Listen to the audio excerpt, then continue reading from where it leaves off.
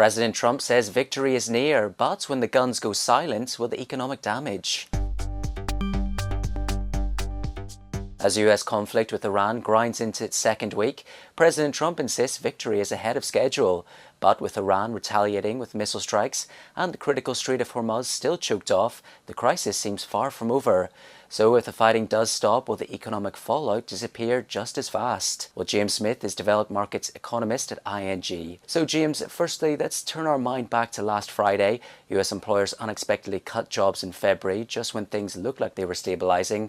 Do we need to restart worrying about the labour market? Well, I think this is going to be very important to how the Federal Reserve sees all of this. Clearly, the labour market is a little bit fragile, or at least it's very concentrated in certain sectors like healthcare, like hospitality. The rest of the economy is struggling. Hiring rates have come right down over the last few years. And I think this is really important because back in 2022, when we had a rise in oil prices and gas prices, central banks acted very aggressively. But back then, the labour market was very strong. Wage growth was able to respond to those higher energy prices. That's much less the case today. So, yes, markets are kind of repricing central banks in a more hawkish direction, but I think that limits the scope for rate hikes as a whole. Well, February inflation is expected to show an uptick in annual price growth this week. Unlike tariffs, though, energy shocks feed through to inflation quite quickly.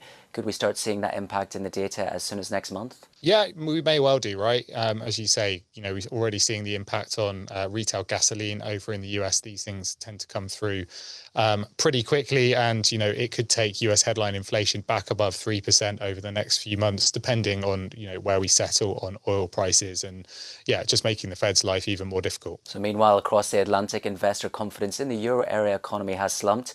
Is Europe more exposed to an energy price shock than the US? Well, I think it's complicated for not least Europe's kind of relationship with natural gas as an input has changed quite dramatically since 2022 as well. Europe less directly exposed to sort of Middle Eastern gas flows, but nevertheless, the manufacturing sector is coming out of a fairly weak period. It never really recovered after the 2022 energy price shock. We are starting to see a few green shoots coming through from the German fiscal spending, but this energy shock obviously comes at a very difficult time. I think the key though is natural gas. Natural gas prices obviously have risen, but not nearly as significantly as it did back in 2022. So unless that happens, I think the growth hit should be a little bit more modest. Well, with that, markets now fully pricing at least 1/4 point hike from the ECB by the end of the year.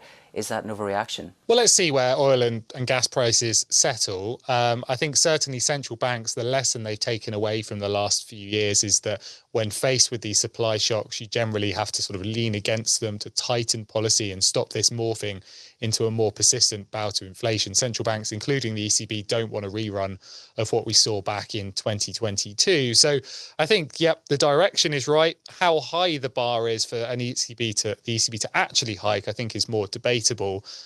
We're not currently expecting a rate hike given what we've seen so far, but obviously it's a very fluid situation in markets. So finally, James, Trump said that he could waive some oil-related sanctions to help bring down prices.